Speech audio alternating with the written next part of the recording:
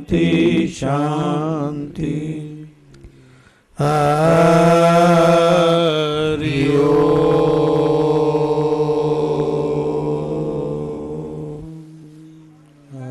हरि ओम।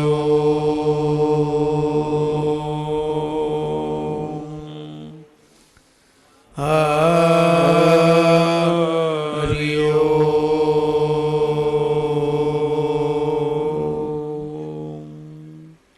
हरि ओम।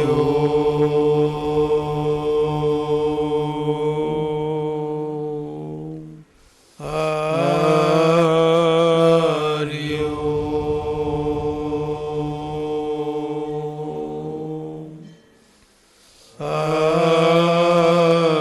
हरि ओम। हरि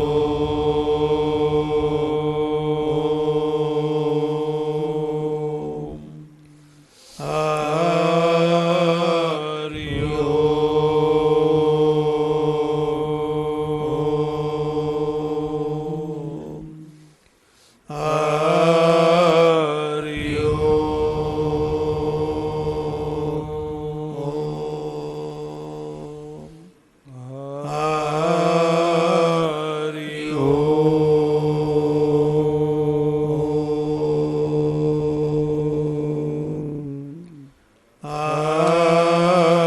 हरि ओम।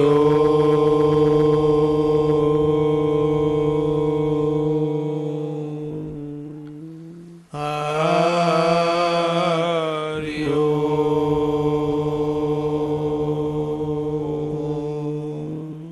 शांति शांति शांति। बोलो सच्चिदानंद भगवान की जय। सद्गुरु स्वामी टेऊराम महाराज की जय। शंकर भगवान की जय। सद्गुरु स्वामी सर्वानंद महाराज की जय। सद्गुरु स्वामी शांति प्रकाश महाराज की। सद्गुरु स्वामी बसंतराम महाराज की जय। अम्बे महारानी की जय। आयो लाल सवई चौ झूलेला। सहनावतु सहनो भुनक्तो सहनो भुनक्तु सह वीर्यं करवावहै वीर्यं करवावहै तेजस्विनावधीतमस्तु तेजस्विनावधीतमस्तु मा विद्विषावहै मा विद्विषावहै। ओम स्वस्ति न इंद्रो वृद्धश्रवा। ओम स्वस्ति न इंद्रो वृद्धश्रवा। स्वस्ति न पूषा विश्ववेदा। स्वस्ति न भूखा विश्ववेदा। स्वस्ति नस्तार्क्ष्यो अरिष्टनेमि। स्वस्ति नो दाक्षु अरिष्टनेमि। स्वस्ति नो बृहस्पतिर्दधातु। स्वस्ति नो बृहस्पति दधातु। ओम शांति शांति शांति। बोलो सच्चिदानंद भगवान की जय। सद्गुरु स्वामी टेऊराम महाराज की जय। श्री शंकर भगवान की जय। श्री सद्गुरुदेव भगवान की जय। भगवत ने सज्जनों, कल ये बहुत अच्छा ध्यान का प्रसंग चल रहा था कि स्वाधिष्ठान चक्र से जो प्रकृति में शक्ति का ह्रास करता है और इतनी शक्ति का ह्रास करता है कि वो बिल्कुल पोला बन जाता है। जैसे बहुत सा धन हो और खूब खावे खर्चे खर्च कर दे तो आदमी दो कौड़ी के लिए पराधीन हो जाता है। वैसे शरीर की शक्ति भी क्षीण हो जाती है, इंद्रियों की भी शक्ति क्षीण हो जाती है और मन बुद्धि की शक्ति भी क्षीण हो जाती है। मन भी अपना कंट्रोल से रहित हो जाता है, बुद्धि कुछ विचार नहीं कर सकती है। इसलिए जो हम मना करते हैं तो बुद्ध आदमी उसको छोड़ता नहीं है। अभी हमें कोई मना करता है तो कहते हैं अपना क्या जावे, छोड़ दो। न कोई को मना करे तो इशारे से वो समझ जाता है इनकी मर्जी नहीं है, तो कहते हैं छोड़ दो। और वृद्धावस्था में मना करने पर भी वो नहीं छोड़ता है, क्योंकि शक्ति को शक्ति पचा सकती है। असक्तम आदि व्यक्ति शक्ति को पचा नहीं सकता है और शक्ति उससे निकल जाती है। शेरनी का जो दूध होता है वो और बर्तन को फाड़ देती है, किंतु शेरनी का जो दूध है वो एक सोने के बर्तन में रखा जाता है, उसमें ही आ सकता है। ये जो हमारे जीवन में वेद में लिखा हुआ है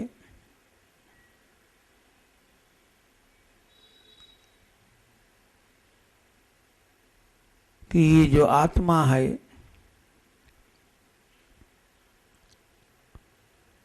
वो कमजोर आदमी नहीं पा सकता है।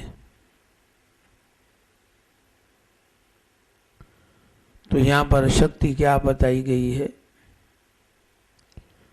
शारीरिक शक्ति नहीं बताई गई है। शरीर से भी ज्यादा मन को वश करने की बड़ी शक्ति होती है, और वो शक्ति तभी हमें प्राप्त हो जाती है जब हमारी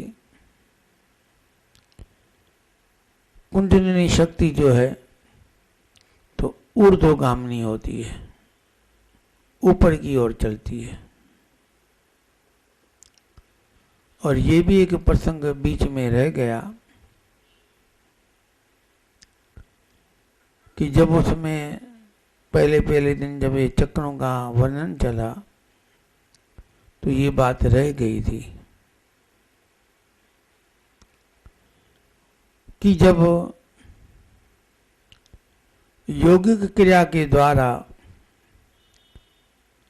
तीव्र गति से भस्त्रिका, क्योंकि एक भस्त्रिका ऐसा है जिसे हम तेज गति से कर सकते हैं, बाकी और जो प्राणायाम है वो सब धीमी गति से किए जाते हैं।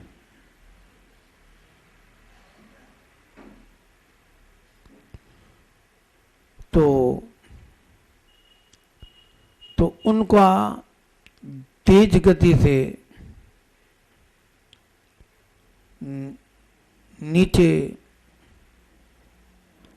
मूलाधार चक्र जो है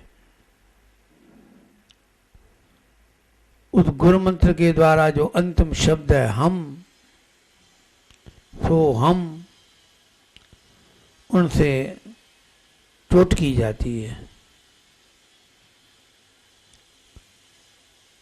भावना भी रखनी होती है और तीव्र गति से चोट भी की जाती है। तो उससे वो चक्र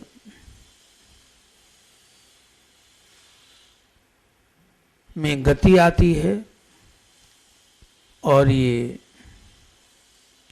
कुंडलिनी नाड़ी जग जाती है और उसके जगने के बाद वो ऊर्ध्वगामी होती है, माना उनका जो सर्पणी का मुंह है वो नीचे होता है, तो उसका मुंह ऊपर होता है और फिर वो क्रमशः स्वादिष्टान चक्र, मणिपूरक चक्र, इन चक्रों से रीढ़ की हड्डी से चलती है। बस उनके लक्षण यदि हमें मालूम पड़े तो हम समझना चाहिए कि वो सुषुम्ना, ये योग माया सर्पणी कुंडलिनी जिसको कहते हैं, वो जग गई है। वो लक्षण के द्वारा लक्ष्य की सिद्धि होती है। ऐसे तो आजकल के योग में सभी लोग कहते हैं कि हमारी कुंडलिनी जग गई है, और जगाने वाले भी आप लोगों को बुला लेते हैं कि आओ, आपको आपकी कुंडलिनी शक्ति बोर्ड लगे रहते हैं। आए दिन आपको शहर में बड़े बड़े पोस्टर मिलेंगे कि अमुक योगी आया है, आपको कुंडलिनी नाड़ी आपकी जागृत करेगा। हमें कुछ मालूम नहीं है, हम पहुंच जाते हैं कि हाँ कुंडलिनी नाड़ी का आज क्या कि अक्ल बढ़ गया है, विद्या बढ़ गई है, खाली वो बंधन वाली विद्या बढ़ गई है। तो सुना है कि कुंडलिनी नाड़ी जग जाती है, लाभ मिलता है। क्या लाभ मिलता है वो किसी को न जानकारी है, और न जो कहते हैं कि हम जगा रहे हैं, तो वही हमको बता देंगे इसका भाई आपको कैसे समझना है कि हमारी कुंडलिनी नाड़ी जग गई है।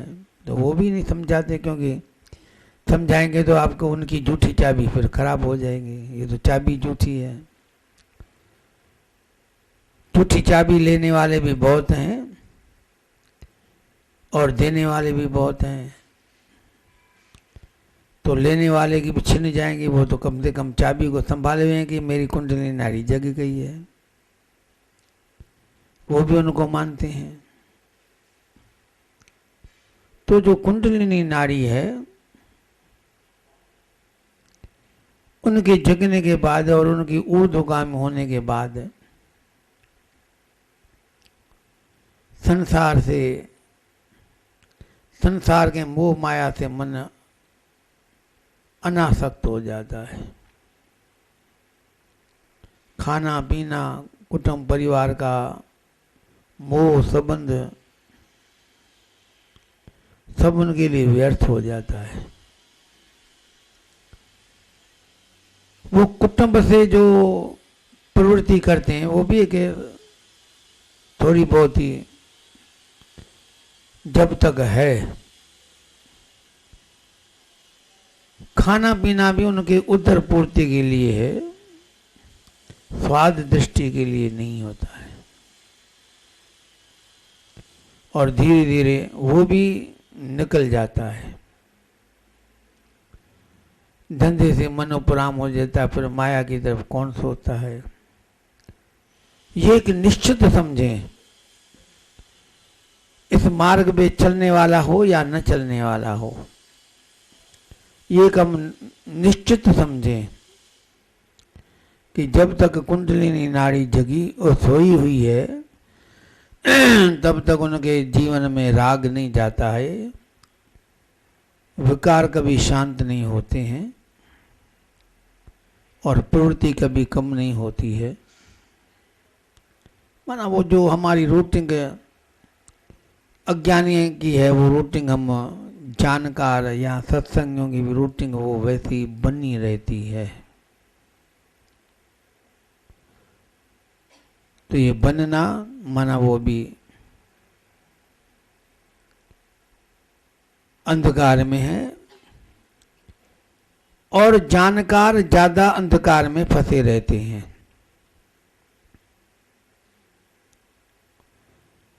वेद भगवान में लिखा हुआ है, ईशावास उपनिषद का मंत्र है।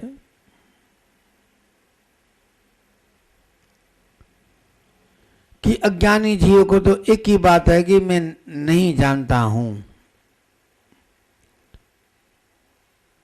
तो वो तो कुछ करने के लिए कभी संकल्प भी करता है। कोई कह देता कि तो अज्ञानी है, तो कहता है बराबर अज्ञानी, मुझे जानकारी नहीं है। किंतु जो ये केवल शब्दों के द्वारा जानता है, तो उन्हें तो और अहंकार बढ़ जाता है कि मैं तो जानता हूं बस, तो वो बड़ा ज्ञानी बन जाता है।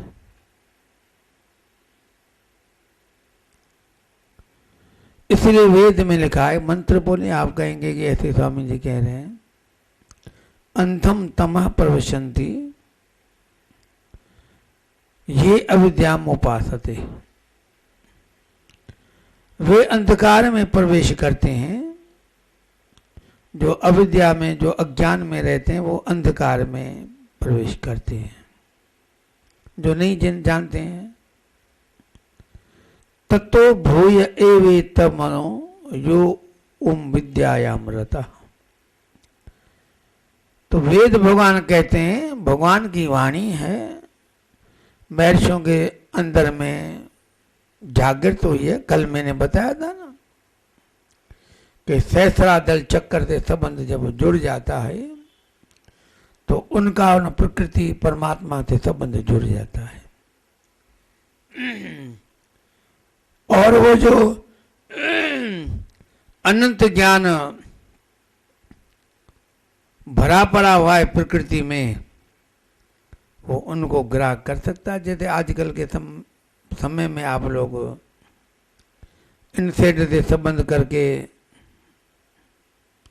और सारी जानकारी कर लेते हो, व्यापार की, आरक्षण की, दुनिया भर की जानकारी करते हो, तो उनका संबंध यंत्र का यंत्र से जुड़ जाता है। इस यंत्र का उस यंत्र से जुड़ेगा, वो आपका इलेक्ट्रॉनिक्स यंत्र नहीं खींच सकता है।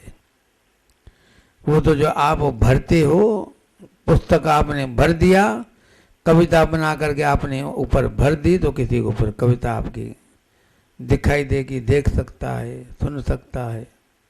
आपने गा करके वहाँ पर छोड़ दी, तो आपको वो गाती हुई दिखाई देगी। तो ये यंत्र, भौतिक यंत्रों से जानकारी लेता है, अलौकिक यंत्र से जानकारी लेता है। तो ततो भूय इव ते तमो, अज्ञानी अंधकार में डूबा रहता है, किंतु उससे ज्यादा महान अंधकार में डूबा रहता है जो विद्या मन अपने को समझता है कि मैं जानकार हूं। जो जानकार का अभिमान करता है, अहंकृति करता है, तो वो और ज्यादा अंधकार में डूब जाता है। क्योंकि अज्ञानी को तो ज्ञान समझाया जा सकता, ज्ञानी को नहीं समझाया जाएगा। आप देखो, जो अनजान होगा ना, उसको तो आप कहेंगे नौकर घर में, दुकान पे, उसको तो आप समझा सकते हो। और आप आपस में, आपको कोई समझा सकता है? कहते मैं नहीं जानता हूँ, आपको क्या मालूम? भले वो उनकी अहंकृति व्यर्थ है। तो अनजान तो कहता है मैं अनजान हूँ, तो जो भी आप उनको कह देंगे वो मान लेगा। कोई जानकार वो नहीं मानता है।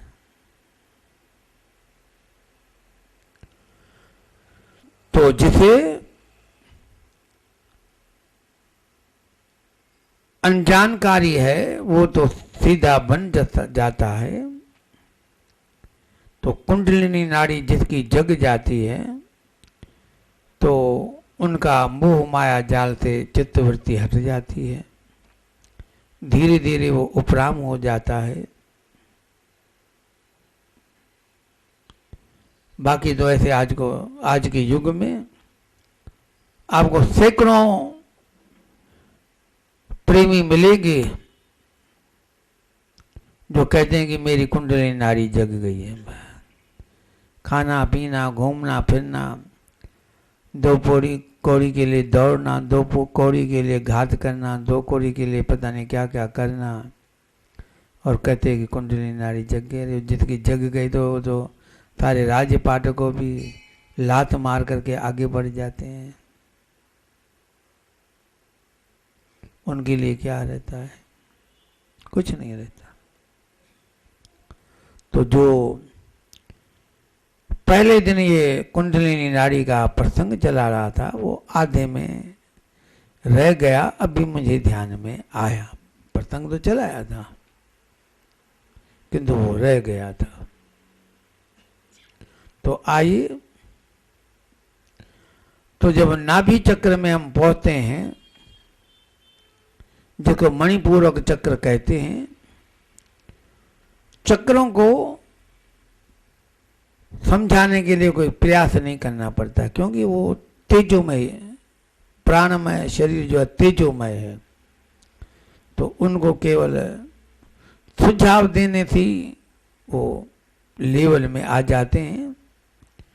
किंतु वो सुझाव ये अभी जो भी हम आगे प्रसंग चलाएं, तो ये एक आप निश्चित समझ लें कि जो कुछ करना है वो समग्र शक्ति से करना है। शक्ति कितनी है वो और बात है। हर एक की शक्ति अपने हिसाब से होती है। मैंने पहले भी बताया, देने की स्थिति सबकी अलग अलग होती है, किंतु जो कुछ भी आप लोगों को मालूम होना चाहिए कथाओं के द्वारा। तो राजा हरिश्चंद्र रंतिदेव ने सर्वस्व दान दिया तो सब राज्यपाट दे दिया था, तो परमात्मा नहीं मिले। परमात्मा कब मिले? जब उन्होंने रोटी खिलाई, चंडाल को पानी पिलाया, तो वो सर्वस्व उसका था। तो वो सर्वस्व जो था वो उन्होंने समग्र शक्ति से, राज्य था दिया समग्र, किंतु वो उसी शक्ति से नहीं दिया, इसलिए परमात्मा नहीं मिला। परमात्मा के मिलने के लिए उन्होंने ये यज्ञ किया था और उसके लिए उन्होंने दान किया था, और कोई बात नहीं थी। किंतु उनको मिला कब? जब उन्होंने रोटी दी और जल दान किया। तो क्यों हुआ कि उनके उस समय उसके पास वो ही समग्र था। और वो समग्र कैसा था? अपने प्राणों को दाव पर लगाया कि मैं ये अन्न और जल लूंगा तो जीवित रहूंगा, और मैं नहीं लूंगा तो मैं मर सकता हूं। तो उन्होंने दूसरे का जीना ज्यादा समझा, अपना जीना नहीं समझा। तो इसलिए वो समग्र उसने दान तो बहुत थोड़ा था, वो था समग्र। तो मैं ये जब समग्र कहता हूँ या शास्त्र कहता, मैं भी शास्त्रों का संदेश दे रहा हूँ, मैं अपनी तरफ से नहीं कह रहा हूँ। तो समग्र नहीं है कि कोई करोड़पति अरबपति ने 10 लाख दान कर दिया, 50 लाख दान कर दिया, करोड़ दान कर दिया, तो इसलिए उनका बड़ा दान हुआ। समग्र माना जो कुछ है वो दे देना। अपने पास जो शक्ति है उनको रखो नहीं। हम क्या करते हैं कि हम रख देते हैं, कंजूसी करते हैं। जैसे उस दिन बताया ना, कीर्तन होता है तो सभी कीर्तन करते हैं, ऐसे नहीं कहते हैं कि कोई अछूता रहता है, किंतु वो करने का तरीका अलग होता है।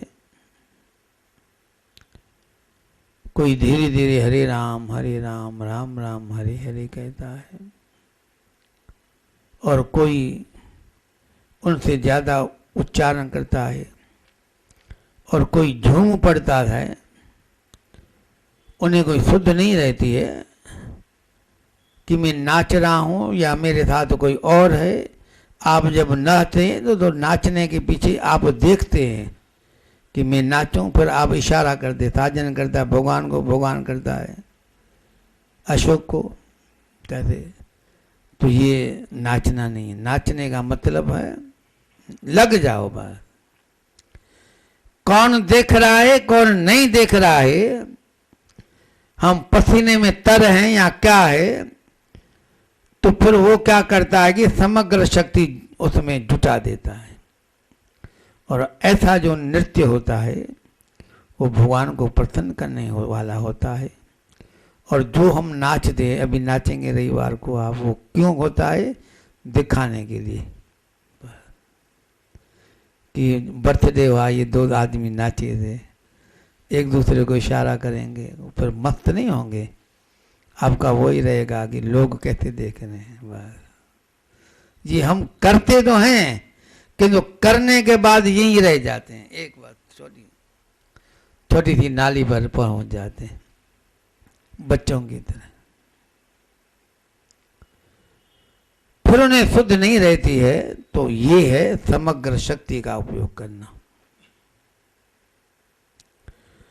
तो जो भी हमारे जीवन में शक्ति है वो समग्र शक्ति लगानी है कि मेरा ये चक्र सक्रिय हो जाए। जब हम नाभि कमल पे ध्यान करें तो हमारा ये चक्र सक्रिय हो जाए, ऐसा करें तो उससे हमारी भयता दूर हो जाती है। और बताया कि निर्भयता, शूरवीरता हमें आगे पहुंचाती है। और स्त्री वर्ग को भयता ज्यादा होती है।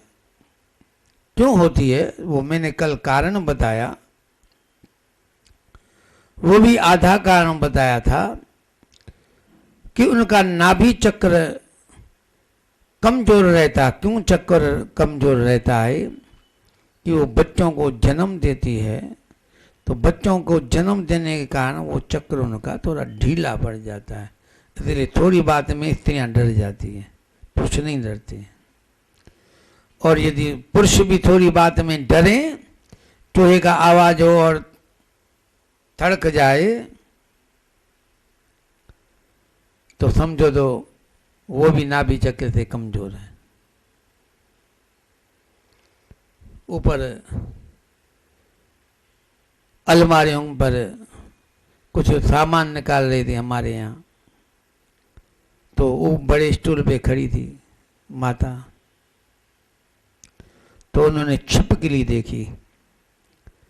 तो छिपकली देखी तो कूद गई तो गलत कूद गई, उनको पाँव में मोच आ गई। तो मैंने कहा बस छिपकली थी, कूद गई, छिपकली क्या करती है, लग भी जाते वो तो नहीं कहा। सांप तो और उल्टा होता है, बिच्छू डंक मार देता, छिपकली बेचारी नहीं करती है।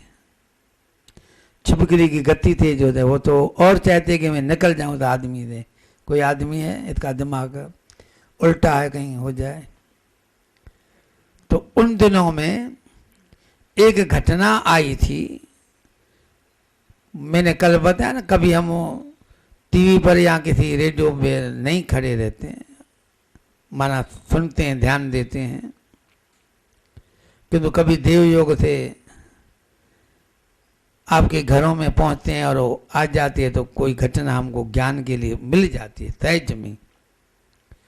तो उन दिनों में 15-20 दिन की पहले की बात थी, तो टीवी पर आया था कि एक माता जंगल में पहुंची और शेर निकल गया। तो माता उस शेर से मुकाबला किया बिना किसी हथियार के, शेर को मार दिया और स्वयं बच गई। घायल तो जरूर हुई किंतु मरने से बच गई। तो मैंने कहा धन्य वो माता जो शेर से मुकाबला कर रही थी, तो छिपकली थी अपने आप गिर करके और 15 दिन आने से रुक गई, पांव बंधा के घर बैठी रही। तो ये भय होता है। उनका जो नाभि चक्र है, मणिपूरक चक्र है, वो भयता से युक्त है। तो पहले जमाने में, कल वो बात चलाई थी, पहले जमाने में शूरवीर जो होते थे उस नाभि चक्र का ध्यान करके और बहादुर बनते थे। और जब बहादुर बनते हैं तो वही कुछ संकल्प को रोक सकते हैं जो आगे चल करके आज्ञा चक्र में काम आता है। हम तो यहाँ पर खुजली होती है तो भी उसको भी क्या कहते हैं, यक ऐसे ही कर देते हैं। ये खुजलाहट नहीं रोक सकते, इतने बहादुर हैं। और वो बहादुर कितने थे कि अंदर तलवार छाती में घुसने के बाद भी लड़ना नहीं छोड़ते थे, तो इतने बहादुर थे। हम खुजली को नहीं छोड़ सकते तो बहादुर नहीं है ना। ये क्रम ऐसे ही चलता है, ऐसे नहीं है। ये हमारी बातें जो वो क्रम की बात है। बस पहले इंद्रियों का, शरीर की तो स्थिरता करो। हम तो कोई शरीर की स्थिरता नहीं कर सकते हैं।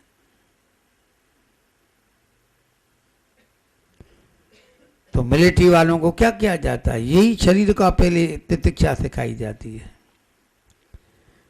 ऐसी जगह पर रहते हैं सोल्जर को जहाँ मच्छर ही मच्छर होते हैं, जहाँ बर्फ ही बर्फ होती है। हर एक कठिनाई से सोल्जर को परिवर्तन करके अभ्यास कराते हैं। आप जाओ मिलिट्री के यहाँ तो मिलिट्री वालों को पूछेंगे, 24 घंटे उनको पानी नहीं देते हैं, कभी खाना नहीं देते हैं 2 दिन के लिए। तो ये एकादशी व्रत क्या है, ये निर्जला एकादशी 24/11 में एकादशी एक निर्जला एकादशी होती है। और वो कब होती है, ठंडी में नहीं होती है, वो गर्मी में होती है, ज्येष्ठ में होती है। पढ़ो जाके निर्जला एकादशी। क्यों कि 24 घंटे पानी नहीं पियो तो मालूम पड़े ना। ये रोजा क्या होता है, ये उनको तितिक्षा सिखाई जाती है कि कम से कम 12 घंटे का तो अभ्यास करो, 10 घंटे का तो अभ्यास करो, न खाने पीने का। हम तो 2 घंटे भी अभ्यास नहीं करते हैं, 11 रखते हैं तो और आज़ादी हो जाती है, बहुत बढ़िया होती है। मां नालो रखियो 11 सदा सुहागण ऐं 12 निभागणी चवरे राम सुहागण। 11 सुहागण ऐं 12 निभागणी वो दुहागण चौरे राम। तो 11 एकादशी रखते। 6 घंटे कुछ तो अभ्यास रखो, तो नहीं खाना नहीं खाना, नहीं पानी पीना तो नहीं पीना, बैठना स्तर होके तो स्तर हो जाना, कुछ तो अभ्यास करो। तो फिर ऐसे कैसे होगा। आज कल बताया था ना, ये आज हमारी जो दुनिया है वो किनके हाथ में है भाई, भगवान बताए। कल की बात बताओ, कहाँ समाप्त किया था। ये मैं क्यों दे रहा हूँ, क्योंकि ये कथा वो नहीं है कि जो आपको एक बार समझ में आएंगे, इसलिए थोड़ा नई बात भी बता रहा हूँ, दोहरा भी रहा हूँ। कल कहाँ छोड़ा था, वणिक के हाथ में। आज दुनिया शूरवीरों से निकल गई। आज कहाँ दुनिया किसके हाथ में आ गई है, व्यापारियों के हाथ में। व्यापारी परमात्मा नहीं प्राप्त कर सकता है। जो थे राज ऋषि थे, बड़े बड़े राजाओं ने, बुद्ध कौन था, भिखारी का बेटा था। महावीर किसका बेटा था। बड़े बड़े इतिहास आते हैं। तो बड़े राजे महाराजे और जो ऋषि थे, वो ऋषि भी कौन थे, वो भी बड़े तपस्वी, परंपरा से उनकी तपस्या चलती आ रही थी। हजारों वर्ष तपस्या करते थे। तो केवल मैंने तपस्या नहीं की, उनके बाप ने की थी, उनके बाप ने की थी। तो सारा उनका तपस्या का ब्लड था, अंश था। तो तपस्या तो सबसे बड़ी बताया ना, राज्य छोड़ करके तपस्या करो, शूरवीरता प्राप्त करो, या ऐसे शूरवीरता प्राप्त करो। तो वो तपस्वी होते थे। भूख प्यास गर्मी सर्दी, राक्षसों ने एक पांव पर खड़े होकर के तपस्या करते थे। देवता क्यों नहीं तपस्या करते हैं? तो वो तो अब स्वर्ग में पहुंच गए, अब क्या तपस्या करें? आप ऐसे में पहुंच गए, अब आप गर्मी में कैसे रहेंगे? जब आप तपस्या नहीं कर सकते तो मैं आपको कहूंगी एक पांव पर खड़ा रहो, तो कैसे खड़े रहेंगे? तो राक्षस थे जो गर्मी में सैकड़ों वर्ष रहते थे। सैकड़ों नहीं रहो, 5 वर्ष, 5 वर्ष नहीं, 5 दिन तो रहो। आप 5 दिन नहीं रहेंगे। तो ये तप जो है वो शक्ति लाता है, ये शूरवीरता लाता है। राजा कि क्षत्रिय लोग, राजा माना क्षत्रिय लोग, अपने को मरने का दाव में लगा देते थे, तब वो सिद्धि को प्राप्त करते थे। तो इतना ही आज आगे और नहीं बढ़ रहे, क्योंकि इतना याद करो, फिर बीच में कभी मैं पूछूंगा भी, इसलिए कुछ आधी बात मैंने नहीं बताई, आधी बात उनको मैंने पुनरावृत्ति की दोहराई। अब आइए, थोड़ा आज 5 मिनट का समय मिल रहा है, तो ओम का उच्चारण करें और धीरे धीरे परमात्मा की आशीर्वाद होगी। जरूर हमारा लक्ष्य होना चाहिए। मार्ग पहले दिन बताया अति कठिन है, किंतु अति सरल है। निष्ठा है, मन की भावना है तो सरल है, और यदि निष्ठा नहीं है, कुछ करने की हमारी इच्छा ही नहीं है, तो अति कठिन है। कठिन तो इसलिए है कि अनंत जन्म हम घूम के आए, अनंत जन्म में किसी न किसी रूप में हमने थोड़ी बहुत ही साधना सत्कर्म किया, किंतु करने के बाद हम नहीं पहुंचे, तो इसका मतलब रह गए, मोक्ष नहीं हुआ। हमारा जन्म ये बता रहा है कि हमें निष्ठा होती तो फिर हम आपके बीच में आते ही नहीं। हम का मतलब कोई भी हो, हम का मेरे से मतलब नहीं लेना। तो जन्म है तो उसका मतलब है बात नहीं हुई। जन्म मिट गया मन अपने आप वो बात शांत हो गई, फिर कहने की बात नहीं होती है। नमक की गुठली, नमक का जो ये गंढो से जी न लोण जो गंढो न गंढो, हाँ हिंदी में शब्द भाई। तो अभी ने तो वो आकर के बताता नहीं है कि भैया मैं गल करके